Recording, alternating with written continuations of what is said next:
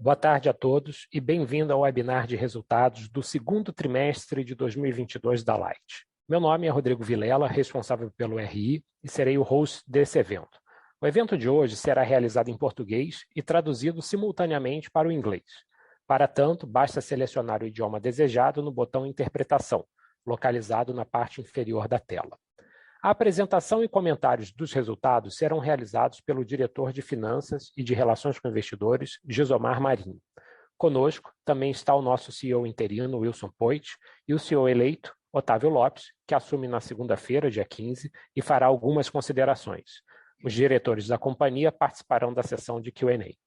A apresentação que será realizada já está disponível para download no nosso site de RI, mas também será possível acompanhá-la aqui pelo próprio Zoom. Gostaria de lembrá-los de que, neste momento, todos os participantes estão conectados apenas como ouvintes. Após o término das apresentações, na sessão de perguntas e respostas, vou detalhar as instruções para aqueles que desejarem fazer perguntas. E este webinar está sendo gravado e seu áudio ficará disponível no website de RI. Como de praxe, temos aqui o nosso disclaimer. Esclarecemos que eventuais declarações que sejam feitas durante essa apresentação relativas às perspectivas de negócio da companhia, projeções e metas operacionais e financeiras constituem-se em crenças e premissas da diretoria da Light, bem como em informações atualmente disponíveis para a companhia. Considerações futuras não são garantias de desempenho, envolvem riscos, incertezas e premissas. Estas se referem a eventos futuros e, portanto, dependem de circunstâncias que podem ou não ocorrer. Investidores devem compreender que as condições econômicas gerais, condições da indústria e outros fatores operacionais podem afetar os resultados futuros da empresa e podem conduzir a resultados que diferem materialmente daqueles expressos em tais considerações futuras. Bem, feitos os devidos avisos legais, eu gostaria de passar a palavra agora ao Wilson Poit. Poit, por favor. Boa tarde a todos. Passamos da metade do ano com avanços relevantes e seguimos conduzindo o processo de melhoria operacional da Light. Como vocês sabem, desde o final de junho, eu assumi interinamente a presidência da companhia, aguardando a chegada do nosso novo CEO, Otávio Pereira Lopes. Apesar de permanecer no Conselho de Administração, eu deixei a sua presidência e a função que está sendo exercida nesse período pela conselheira Ana Toni e retorno à presidência do Conselho na próxima segunda-feira. O Otávio tem uma consolidada e exitosa trajetória em processos de turnaround em diversas empresas, inclusive no setor elétrico, e vem com o objetivo de acelerar os planos de melhoria operacional e geração de resultados. A partir da próxima segunda-feira, dia 15, ele será o novo presidente da Light e estamos muito otimistas e confiantes com a sua chegada para dar sequência à reestruturação da empresa.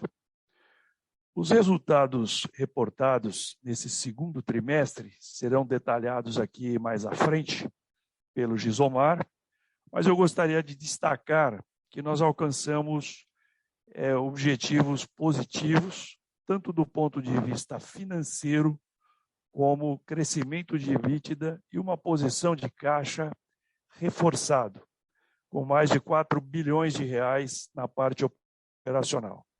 Avançamos em todas as principais iniciativas do plano de combate às perdas e pelo quinto trimestre consecutivo reduzimos os índices de perdas. A nossa geradora continua entregando resultados sólidos e a distribuidora figura como a melhor do Brasil em termos de FEC, que é o índice que mede a frequência de interrupção aos consumidores, e a terceira melhor do Brasil no DEC, que mede a duração da interrupção. Conquistas como estas estão sendo alcançadas com a implementação de um modelo de gestão em que todas as decisões da nossa companhia são baseadas em dados e fatos concretos para assegurar a geração de resultado e a correção de rota quando necessário. Adotamos aqui o hábito vencedor de só ter opiniões e projetos baseados em fatos e dados com fontes e duplamente checadas.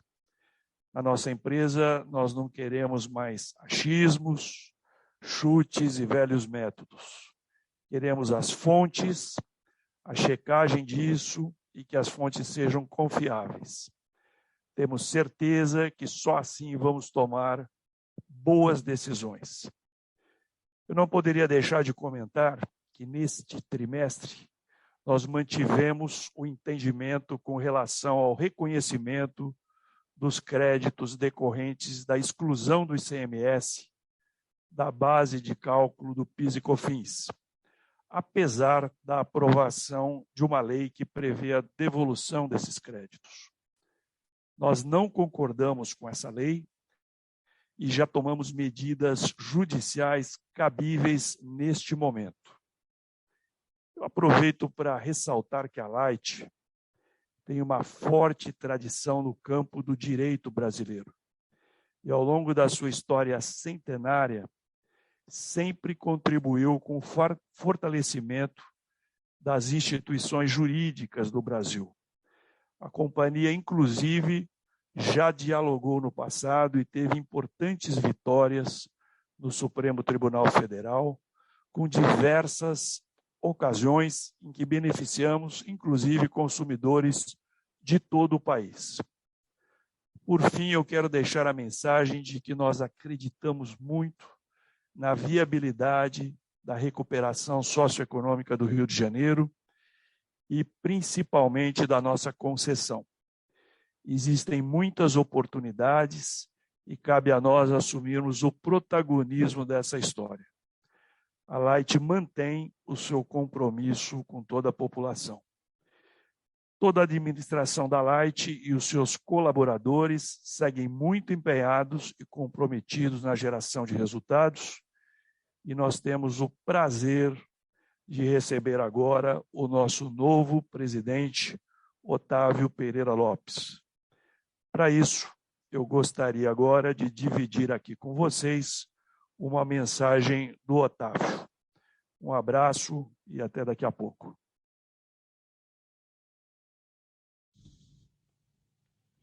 Boa tarde a todos. Gostaria de agradecer primeiramente ao Poit, CEO interino da Light, pela gentileza de me convidar para dar as primeiras palavras como futuro CEO da companhia, posição que vou assumir na próxima segunda-feira, dia 15. Eu recebo esse desafio de comandar a Light em seu processo de turnaround com muito entusiasmo. Já fiz parte dessa companhia quando participei do conselho entre 2019 e 2020. Tenho experiência em processo de turnaround de diversas empresas, inclusive do setor elétrico. Eu conheço as peculiaridades da Light, da sua área de concessão e os desafios que a empresa precisa enfrentar para reduzir os furtos de energia e atender a toda a sua carteira de clientes com excelência. Tenho confiança ainda que esses objetivos não conflitam com a criação de valor para os nossos acionistas. A Light já vem investindo com esse foco, mas temos uma longa jornada pela frente. Vamos dar continuidade ao processo de mudança iniciado há aproximadamente 2 anos, mas precisamos acelerar a velocidade de transformação. Nos próximos meses, vamos modernizar a Light, deixar os processos mais enxutos e ágeis, e assim traçar o nosso próprio caminho nesse setor que não para de inovar e exige novas soluções. Vamos manter o foco no combate às perdas, mas acelerando processos. O aumento da arrecadação também será uma meta fundamental. Esses recursos vão nos garantir um futuro mais saudável, permitindo novos e melhores investimentos no core business da companhia. Entendo que é um cenário desafiador pela frente, mas temos condições de avançar e fazer da Light uma companhia sustentável financeiramente e ainda mais alinhada às melhores práticas exigidas pelo mercado. Vamos acelerar esse movimento para escrever os próximos capítulos da companhia. Atuaremos com base em temas que se relacionam entre si: otimização dos processos, atualização tecnológica, combate às perdas, melhoria de arrecadação, disciplina financeira, com foco no controle dos gastos gerenciáveis. Sempre também que temos uma agenda regulatória intensa para os próximos anos. Vamos buscar soluções que ao mesmo tempo garantam um nível adequado de serviço para os nossos clientes, levando em conta as peculiaridades da nossa área de concessão, combinado com o retorno necessário para os nossos ativos e futuros investimentos. Mais uma vez, muito obrigado a todos. Me despeço agora, já que vou participar do resto da apresentação como ouvinte apenas, passando a bola para os meus colegas, Wilson Poit, Omar Marinho e Rodrigo Vilela, que conduziram esse call. Um abraço e até breve. Obrigado, Otávio Poit. Boa tarde a todos que estão ouvindo essa videoconferência. Seguindo para o slide 4, que já está aí apresentado na tela, começamos falando sobre o mercado faturado da Light no segundo trimestre desse ano. Podemos observar que houve um aumento de 2,9% em relação ao segundo trimestre do ano passado. E o mercado total faturado foi de 6.352 gigawatt-hora, um aumento de 177 gigawatt-hora em relação ao mesmo trimestre do ano passado. Essa variação foi o resultado da redução de 2,3% dos clientes cativos e um incremento de 11,5% dos clientes classificados como uso de rede, representados pelos clientes livres, as concessionárias e a geração distribuída. Estratificando agora a variação das classes de consumo, conforme podemos ver do nosso slide aí na parte lado direito da tela, tivemos uma redução no mercado residencial de 1,9% por conta do período de temperaturas baixas, basicamente entre a segunda quinzena de maio e o fim do mês de junho. Embora, na média, a temperatura do trimestre tenha sido um pouco mais elevada do que a do segundo trimestre do ano passado. No segmento comercial, tivemos um aumento de 3,8%, já que na nossa área de concessão, os efeitos da pandemia e da situação econômica do Estado do Rio de Janeiro acabaram levando a uma maior demora na recuperação dessa classe. Contudo, passamos a verificar incremento de consumo a partir do primeiro tri desse ano e que se manteve agora durante o segundo trimestre. No segmento industrial, teve uma leve evolução de 0,5%, em especial por conta dos setores metalúrgicos e de siderurgia. Já o segmento de concessionárias, que vinha apresentando redução nos últimos períodos comparativos, obtivemos um crescimento de 28% aproximadamente, devido especialmente ao restabelecimento do fluxo da Light para uma concessionária vizinha, pois parte da carga que transitava da Light para essa concessão foi reduzida pelo funcionamento da termoelétrica na área vizinha. Com o desligamento dessas termoelétricas no início do segundo tri, isso fez com que esse fluxo fosse restabelecido em benefício da Light novamente. A carga fio teve uma expansão de 2%, totalizando 8.144 gigawatt-hora. Passando agora para o próximo slide, slide 5, temos que a expansão do mercado superou a expansão de carga, fazendo com que a perda total sofresse uma redução. Fechamos as perdas totais desse trimestre em 8.998 gigawatt-hora e a perda total ex-REN ficou em 9.219 gigawatt-hora. Isso demonstra a continuidade da nossa estratégia de minimizar a apuração e o faturamento de energia não contabilizada, ou a energia recuperada, que é a REN, aos consumidores que passam por regularização. Olhando para o gráfico da direita, observamos o indicador de perda total sobre carga fio, que encerrou o segundo trimestre em 26,41%, um decréscimo de 0,18 ponto percentual, redução pelo quinto trimestre consecutivo, e ficando aproximadamente 4,9 pontos percentuais acima do patamar regulatório que foi definido no nosso processo de revisão tarifária, que finalizou em 15 de março desse ano. Indo agora para o slide 6, reforçamos a dinâmica do nosso programa de combate às perdas. Seguimos na estratégia na qual aumentamos os investimentos em infraestrutura para reduzir a vulnerabilidade da nossa rede, sem deixar de lado o modelo de gestão composto pelas alavancas do processo, visando trazer bons resultados no processo de combate às perdas. Mostramos nesse slide as principais alavancas do nosso processo. No primeiro ponto, a blindagem, regularizamos 20 mil instalações nesse segundo trimestre, de 2022, representando um crescimento de 61% em relação ao primeiro TRI do mesmo ano, desse ano. Nesse ano, já realizamos 34 mil instalações que passaram pelo processo de blindagem. Esse processo tem se mostrado bastante resiliente. E algumas áreas em que as perdas estavam na casa de 53% têm se estabilizado para cerca de 14%. Nas inspeções, continuamos avançando e já realizamos 76 mil normalizações ao longo do segundo trimestre desse ano. E alcançamos um total de 163 mil normalizações no ano. Na alavanca de substituição de medidores, considerando que a medição é primordial para assegurar o correto faturamento dos nossos clientes e reduzir demandas judiciais por eventuais erros de leitura, no segundo trimestre desse ano, efetuamos a troca de 38 mil medidores. No semestre, já foram mais de 95 mil medidores substituídos na nossa área de concessão. No âmbito das comunidades, tivemos um bom avanço. Fizemos normalizações em 9 mil clientes no segundo TRI, praticamente dobrando o número registrado no trimestre passado, onde havíamos feito 5 mil normalizações e assim já atingimos, ao longo desse ano, 14 mil clientes normalizados nas comunidades. Indo agora para o próximo slide, que é o slide 7, estamos dando continuidade ao acompanhamento que havíamos divulgado no trimestre passado, mostrando um exemplo de localidade que foi uma das precursoras do atual padrão de blindagem. Através desse padrão, é feita uma revisão de todo o sistema de fornecimento de energia da localidade, com a retirada da rede de baixa tensão e a instalação de medição de balanço energético, e a colocação das caixas blindadas e balísticas, e também a normalização de 100% dos clientes conectados a essas caixas.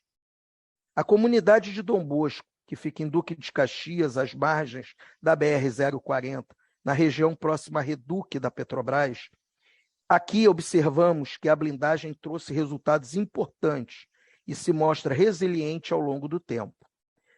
Lá na Dom Bosco, tínhamos perdas de aproximadamente 60%, e nós conseguimos reduzir essas perdas por meio do atual padrão de blindagem, que foi implementado em setembro do ano passado para um patamar inferior a 10%. Este é um bom exemplo que demonstra que está sendo muito bem sucedida a iniciativa dessa alavanca de blindagem da nossa rede. Passando agora para o slide 8, vamos falar da nossa arrecadação e da PDD, ou a PCLD. No âmbito da arrecadação, continuamos com bons indicadores. No gráfico do lado esquerdo, observamos uma retração no indicador de arrecadação total em comparação com o primeiro trimestre desse ano, passando de 97,5% para 96,8%. Contudo, essa redução foi devido à menor arrecadação no segmento de varejo, devido ao aumento da base de clientes de baixa renda ocorrida no período. A companhia tem hoje 633 mil clientes de baixa renda. Em comparação com março desse ano, isso representou um aumento de 30 mil clientes de baixa renda e um aumento de 127 mil clientes de baixa renda com relação a um ano atrás. Em contrapartida, a companhia passa a ter um ganho com repasse dessa subvenção, no qual o faturamento a menor para esses clientes é compensado via aporte da CDE.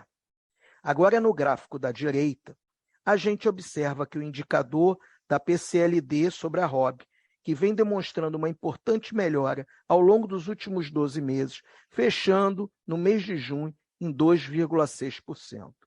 A PCLD do segundo trimestre encerrou em 67,3 milhões, devido à reversão da PCLD não recorrente, constituída no terceiro trimestre de 2021 pelo processo de recuperação judicial de um de nossos clientes, e que foi revertido agora no segundo trimestre desse ano.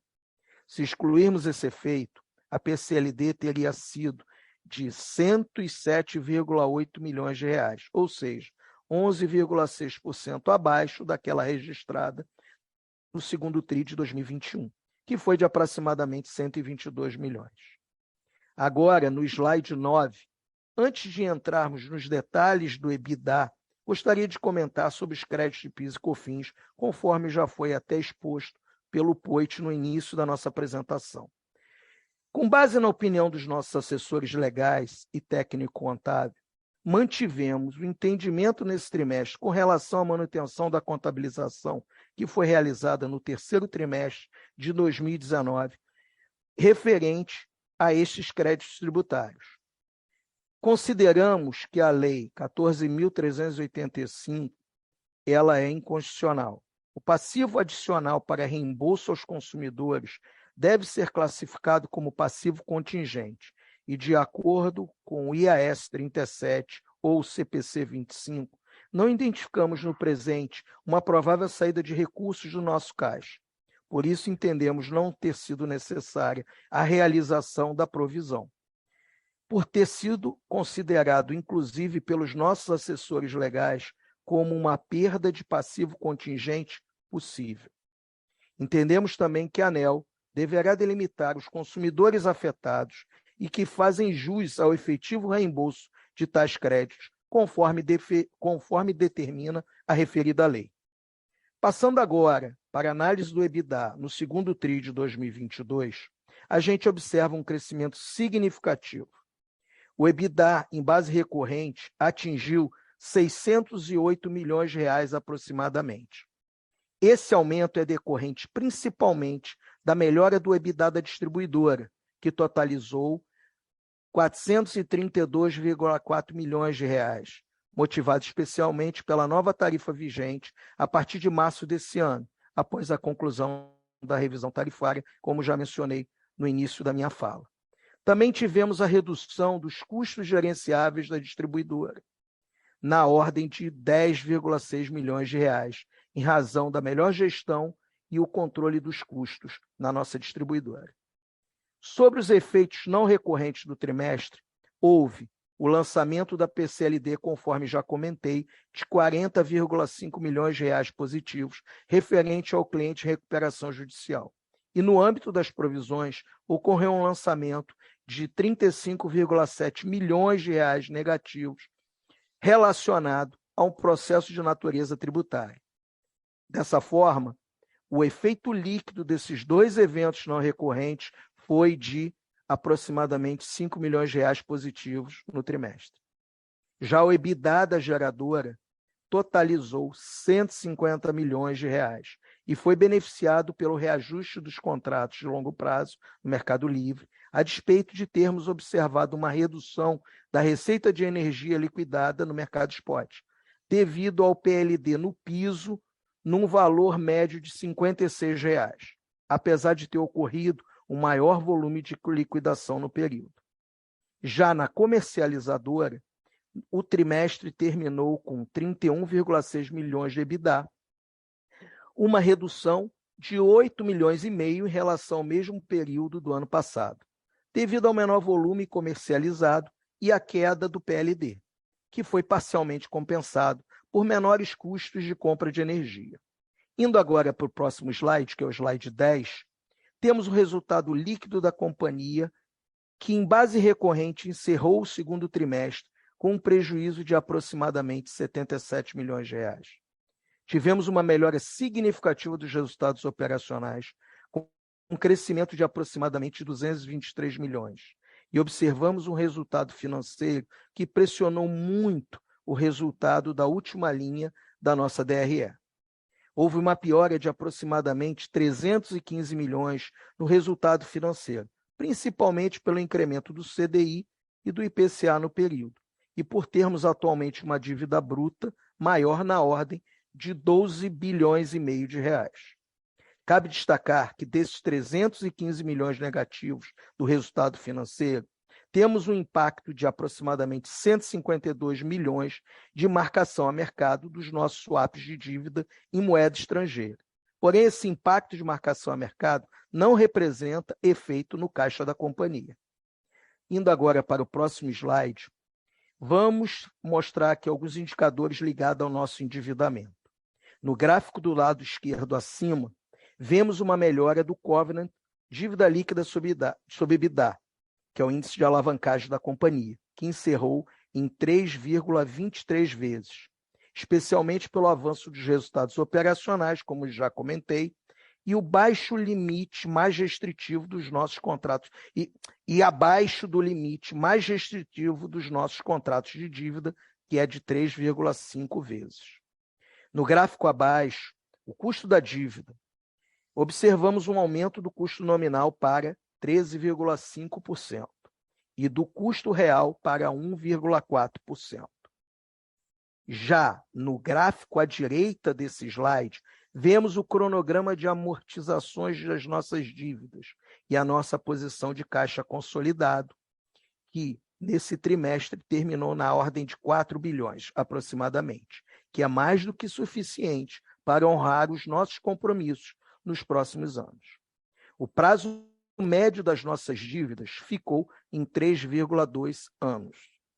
Lembrando que em 2023 poderemos acessar novamente o mercado de debêntures de infraestrutura, devido à recomposição do lastro por uma eventual futura emissão de debêntures nesse sistema.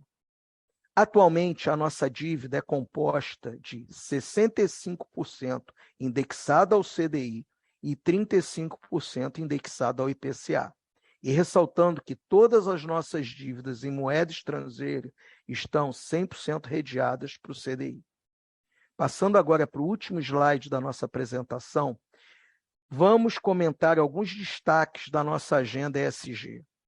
Do lado esquerdo do nosso gráfico aqui, do nosso slide, temos aí uma redução de 39% aproximadamente na frequência de acidentes, devido ao aumento das inspeções de segurança e a realização de ações de sensibilização e fiscalização, bem pela intensificação de ações de prevenção.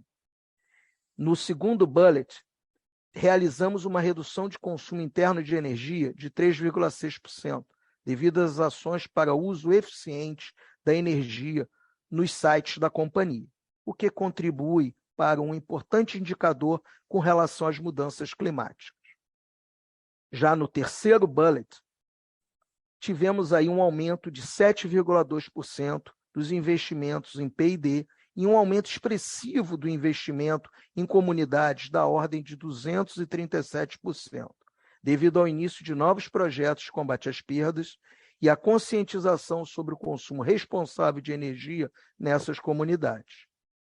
Agora, indo para o outro lado aí do nosso slide, nós destacamos também um dos principais ratings de ESG desenvolvido pela MSCI Analytics, que elevou a Light a 6,8 pontos, ainda na classificação A, mas já ficando bem próximo da classificação do AA. Para finalizar, convidamos a todos que estão nos ouvindo a lerem o nosso relatório anual integrado de sustentabilidade, que está disponível no nosso site de RI. Agora eu gostaria de passar de volta a palavra para o Rodrigo Vilela para dar sequência à parte do nosso Q&A. Obrigado, Gisomar. Bem, vamos agora então iniciar a sessão de perguntas e respostas, e aqueles que desejarem fazer uma pergunta, utilizem o recurso de Raise Hand, que está localizado na parte inferior da tela para que o seu microfone seja habilitado. Também será possível enviar perguntas escritas através do botão Q&A localizado na parte inferior da tela. Uma vez recebida a pergunta, iremos responder ao vivo aqui.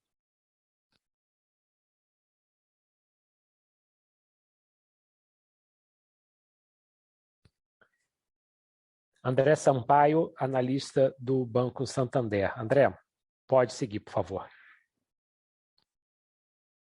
Boa tarde a todos. Eu tenho uma dúvida aqui referente ainda ao processo do PiscoFins. Queria comentar um pouquinho quais são os próximos passos, né? O nosso entendimento é que vocês conseguiram não fazer a provisão, a reversão, né, no caso, do ganho devido a uma liminar. Vocês puderem comentar um pouquinho quais são os próximos passos aí em relação ao processo, se vocês entendem que existe alguma expectativa de timing sobre uma potencial votação de mérito em relação a essa discussão. Acho que seria bom ter uma atualização. E se eu puder tocar um segundo tema, se agora com as questões da mudança do CEO, se vocês já têm alguma expectativa de mudança de estratégia ou se a ideia de fato é manter a estratégia que estava sendo tomada na gestão anterior. Obrigado.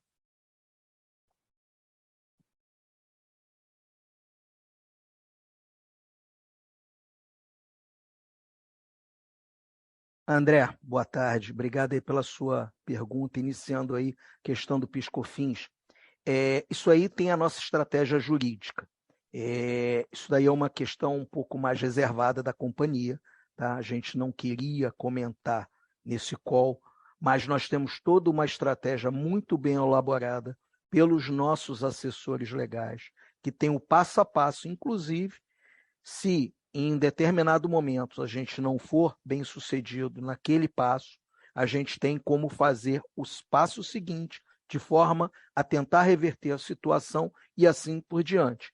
E como você bem sabe, infelizmente, no nosso país, nós não conseguimos dar um prazo para questões que vão para a justiça. E até porque esse é o tipo de caso que pode sair da primeira para a segunda instância, e inclusive terminar no STF. Então é muito difícil a gente precisar um prazo para isso. Eu vou passar agora a palavra para o Poit, que acho que ele vai colocar aí a questão com relação ao Otávio. Obrigado. Obrigado. Olha, nós estamos muito otimistas com a chegada do Otávio. É um profissional conhecido no mercado, com bastante experiência em turnaround. Inclusive, tem uma história de muito sucesso no setor elétrico. Conhece bastante o setor. Conhece a Light, que já trabalhou aqui, inclusive, no conselho da Light, e com posições bastante firmes. Está bastante alinhado com a gente, que mesmo agora, antes dele na data de início, a gente tem conversado muito, ele tem acompanhado o que vem acontecendo, e ele vem com muita vontade, como ele disse aí, vocês acabaram de ouvir, o objetivo é acelerar os planos de melhoria operacional, geração de resultados e um mais rápido e mais forte turnaround da empresa. Obrigado. Muito obrigado, pessoal.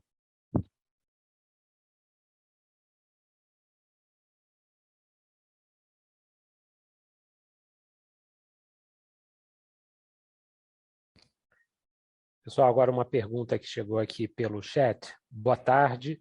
Gostaria de saber qual a visão do senior management da companhia com relação ao processo de renovação da concessão.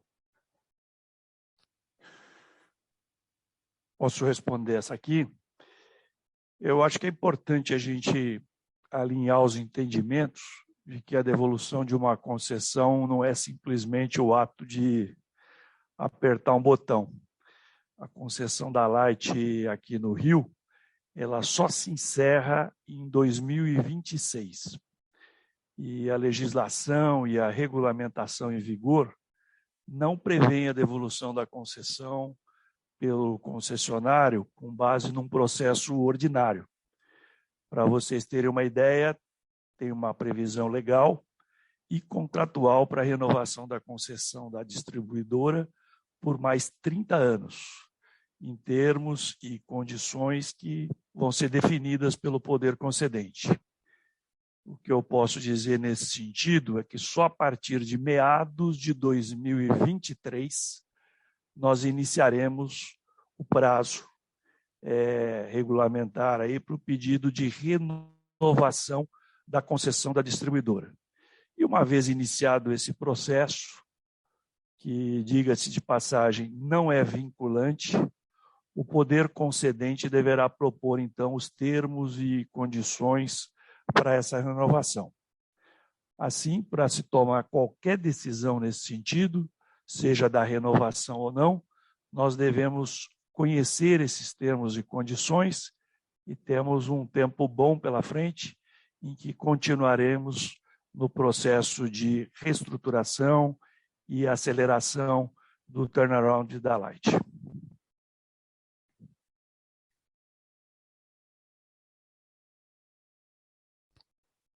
Passar a palavra agora ao Marcelo Sá, analista do Itaú BBA. Marcelo tirou aqui a intenção dele de falar. Eu passo então a palavra agora ao Matheus Amorim, analista da Nave. Matheus, pode seguir, por favor. Opa, tudo bem, pessoal? Obrigado aí por pegar minha pergunta. Eu tenho duas dúvidas. A primeira dúvida é com relação aos investimentos. A empresa, enfim, desde o meio do ano passado, quando a gente faz o acompanhamento, aumentou os investimentos em distribuição. E aí a gente vê que esse ano os investimentos também têm aumentado versus a média histórica.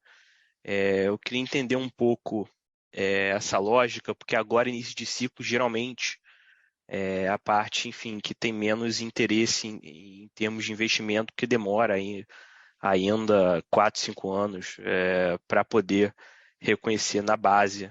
Então, queria entender um pouco se a gente deve continuar vendo esse investimento, esse CAPEX acima do histórico ou não. E o segundo ponto, a empresa vem tendo um aumento de endividamento líquido relevante nos últimos 18 meses. E aí eu queria entender um pouco como que funciona a estratégia de funding, dado que a distribuidora tem um contrato atual vencendo em 2026 e a geradora, enfim, um pouco tempo depois. Se isso acaba atrapalhando tomar mais funding de longo prazo, a taxas mais interessantes, de repente com BNDES, enfim, após o vencimento da concessão, porque realmente, assim, por ignorância, eu não entendo bem como isso funciona. Obrigado. Ok, Matheus, obrigado aí pelas tuas questões. Eu vou começar aí pela tua segunda pergunta da questão do funding.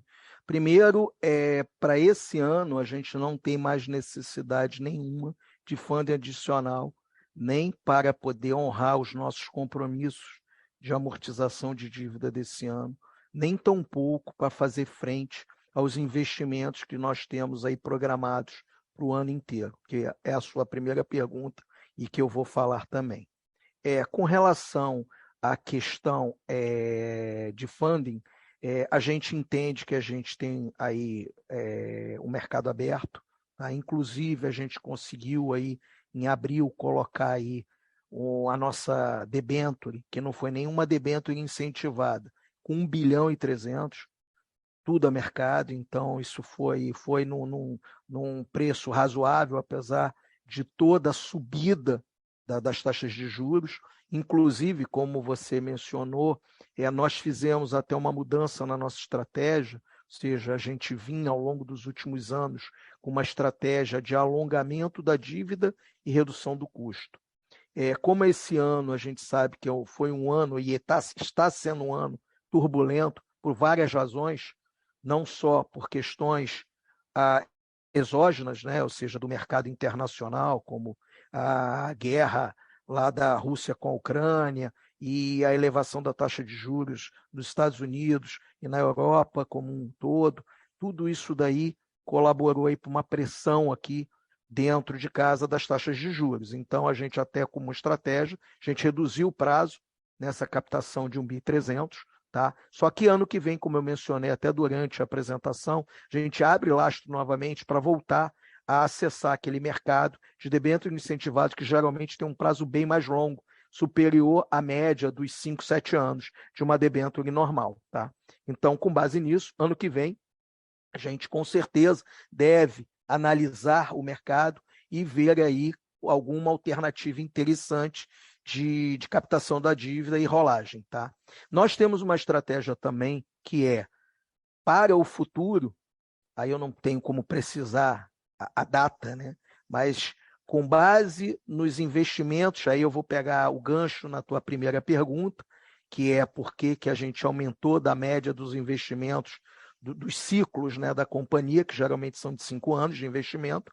Esse ano a gente acelerou aí um pouco na questão dos investimentos de combate às perdas, que eu até o mencionei em um dos slides da apresentação, até para a gente tentar capturar já ao longo do ano que vem o resultado desses investimentos, tá? E também, por uma questão de sazonalidade, nós também antecipamos alguns investimentos de manutenção, de investimentos de expansão da rede. Tá?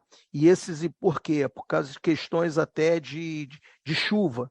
Então, a gente trouxe para agora, para o segundo trimestre e ao longo agora do terceiro trimestre, investimentos que estavam previstos no quarto trimestre desse ano para fugir ali da janela das chuvas, que dificulta esse tipo de obra que é um pouco mais complexa. Tá? Então, é por isso que você está vendo aí uma elevação acima da média dos nossos investimentos nesse período. Tá bom? Entendi. Até passando aí para você, Rodrigo, para você dar uma completada aí nessa questão, por favor.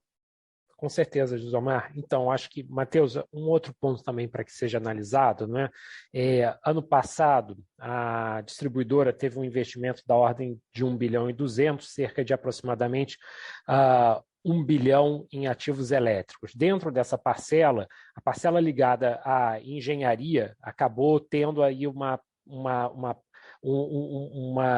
participação maior dentro desse valor total. Esse ano, de acordo aí com a estratégia da companhia, nós teremos um investimento dentre ativos, um investimento total na casa de aproximadamente 1 bilhão e 100, sendo que de ativos elétricos na casa de 950 milhões, sendo aproximadamente 600 milhões destinado a iniciativas comerciais, ou seja, combate a perdas e arrecadação. Então, a gente está falando em algo como, não é, entre atividades do comercial e engenharia, ativos elétricos, totalizando aí algo aproximadamente como uns 950 milhões. Considerando a QRR atual da companhia, de cerca de 850 milhões, a gente está cerca ali de 10% a 12% de investimento superior à QRR, e nós acreditamos que nesse momento é adequado de acordo com os desafios que a companhia tem. Tá? Entendi, obrigado.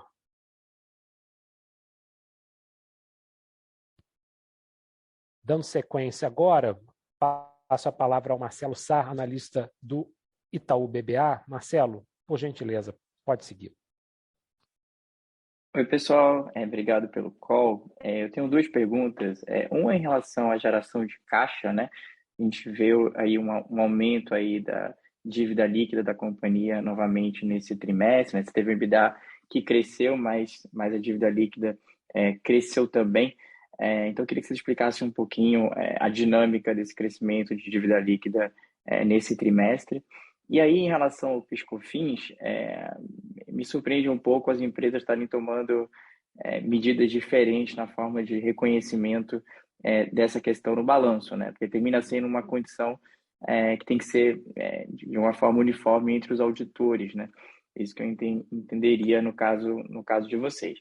Mas, num cenário em que você eventualmente tivesse que provisionar isso, eu queria entender como é que ficam os covenants das dívidas que vocês têm, né? Se isso seria algo que não entraria no cálculo do covenant ou se isso entraria no cálculo do covenant caso vocês tivessem que provisionar um pouco mais à frente. Obrigado.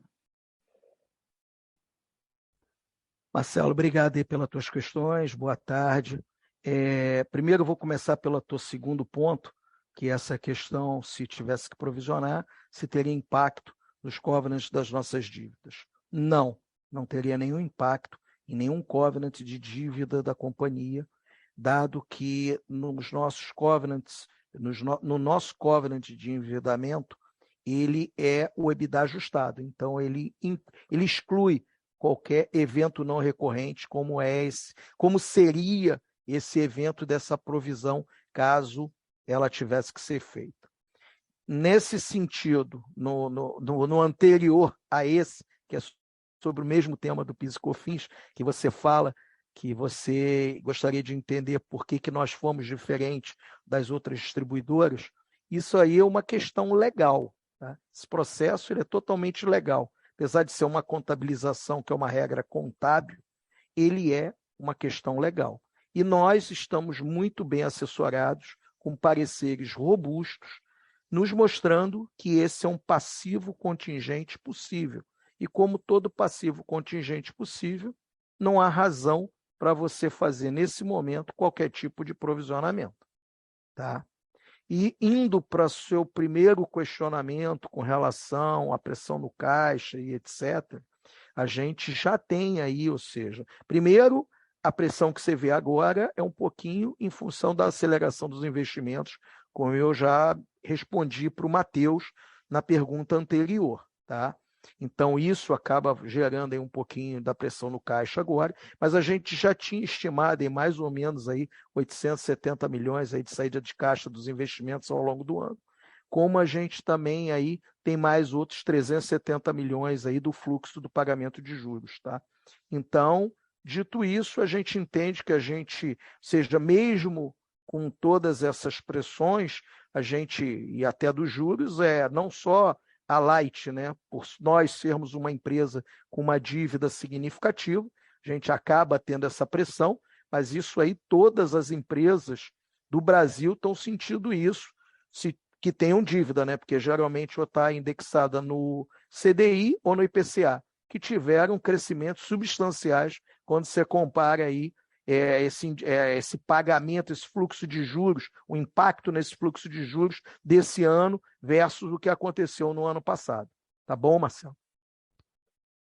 Perfeito, obrigado. Vocês têm alguma estimativa que vocês podem compartilhar de qual trimestre você chegaria no momento em que a dívida fica estável, a dívida líquida, e para de subir, quando vocês estão vendo esse turning point, né? Porque agora você começou a ter o efeito, né, da revisão tarifária, né, que aumentou a geração de caixa da companhia. Por outro lado, você tem esse efeito de despesa financeira mais alta e que vai continuar certamente aí esse ano todo e talvez até metade ali de 2023, né? Você acha que em algum momento antes do corte de juros você pode ter essa reversão e a sua dívida líquida começar a cair, ou até lá provavelmente você vai ter um cenário de dívida líquida crescente, dadas essas pressões que a gente discutiu, né? CAPEX mais alto, despesa financeira elevada? Marcelo, a nossa perspectiva aí seria para o ano que vem, né? Dado, como eu já expliquei, a gente tem um investimento grande a fazer nesse ano, a gente não tem expectativa nenhuma de qualquer reversão da queda dos juros, ou tampouco da inflação, porque por mais que caia, não vai chegar no patamar que estava no ano passado, entendeu? Então a gente entende que a gente vai começar a ver uma reversão desse fluxo, e aí sim, com a materialização toda da captura dos ganhos de receita que veio pela revisão tarifária, e também com digamos, os resultados que a gente espera capturar do nosso programa de combate às perdas, que a gente entende que até com essa antecipação de alguns investimentos, para o ano que vem a gente vai ter uma captura maior desses ganhos. Então, ao longo do ano que vem, provavelmente deve ser lá para o segundo, terceiro trimestre, a gente deve ter uma reversão nessa questão do endividamento líquido. Tá bom? Muito obrigado. Tá ótimo.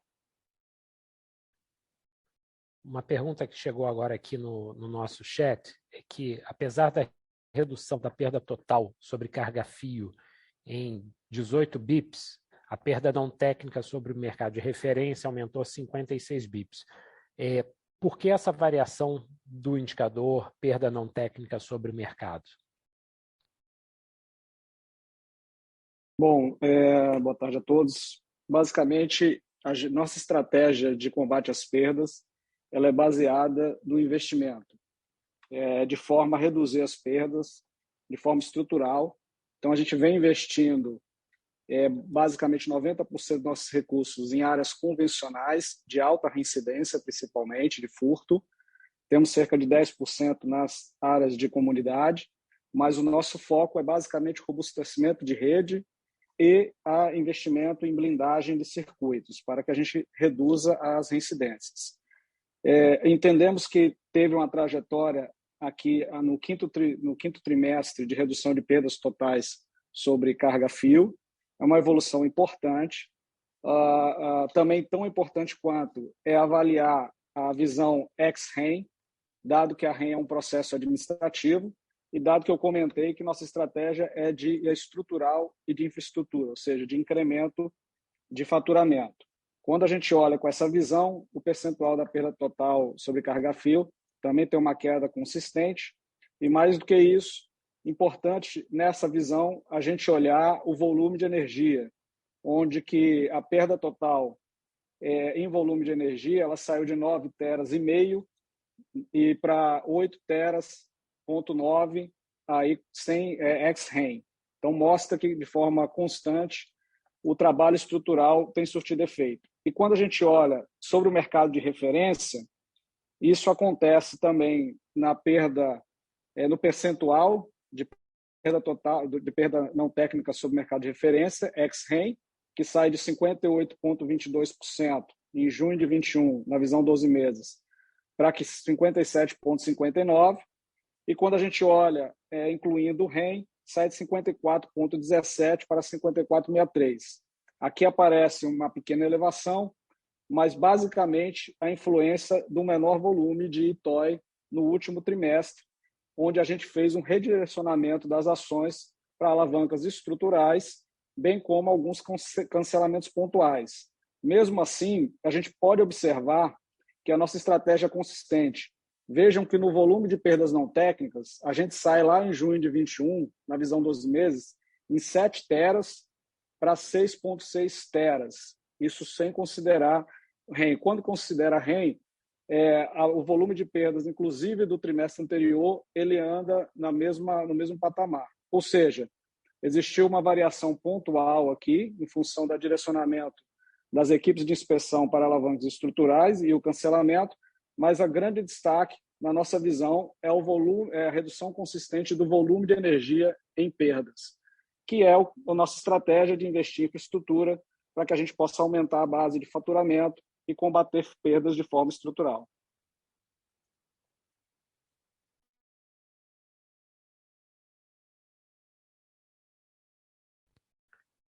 Bem, chegamos aqui ao fim do nosso call e eu então gostaria de agradecer a participação de todos e reforçar que o time de RI está sempre à disposição para esclarecer todas as dúvidas. Boa tarde e até o nosso próximo encontro. Obrigado.